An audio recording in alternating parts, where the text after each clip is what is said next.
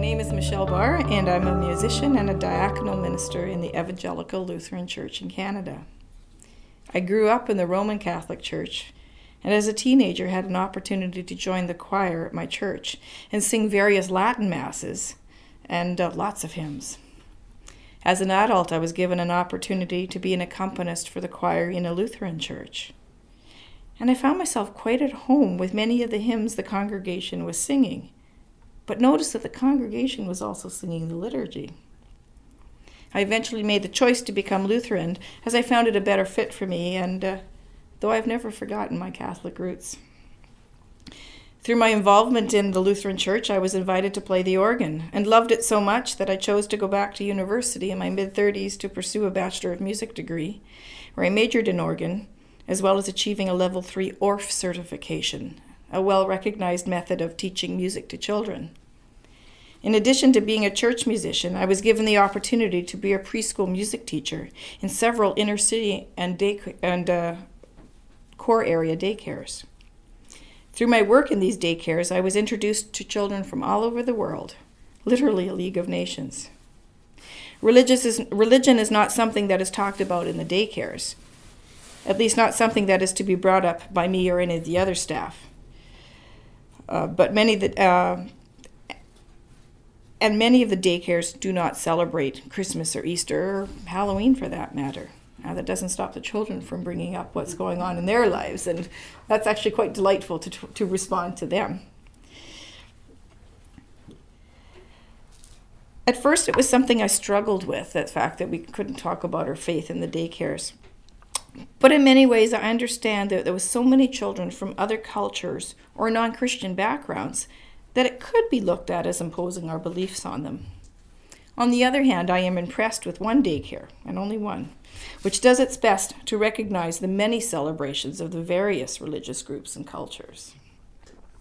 So in addition to being a musician in the Lutheran Church and a preschool music teacher, I have the privilege to accompany several various choirs, including school choirs, sacred Christian choirs, a few secular community choirs, and a number of choirs from various ethnic backgrounds, such as Italian, Scandinavian, and German.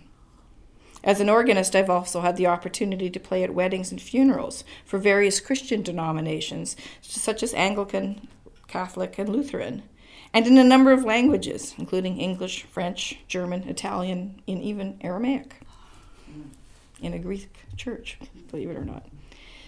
So here, I grew up in a neighborhood with predominantly Caucasian people, mostly Christian, and a few Jewish children who had extra days off because of their religious holidays.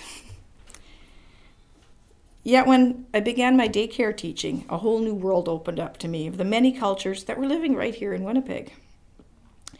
And when I first began attending the Lutheran Church, I realized that we sang the same hymns, followed the same lectionary as the Catholic Church, as did the Anglican Church, because I also would fill in there occasionally. I also played part-time for a year in the United Church with a different order of service, but again, a lot of the same hymns. And about 9 years ago, I was invited to be the choir director for the opening ecumenical service for the Week of Prayer of Christian Unity. There I had the opportunity to meet and work with the ecumenical liaison from the Roman Catholic Archdiocese of Winnipeg, Father Robert Poltz, and the ecumenical liaison for the Diocese of St. Boniface, Father Louis Melot.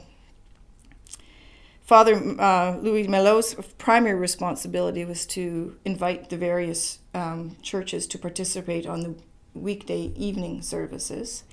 And Father Robert's primary responsibility is to invite church leaders to participate in the opening ecumenical service, as well as to plan the opening ecumenical service based on a format that's provided through the World Council of Churches.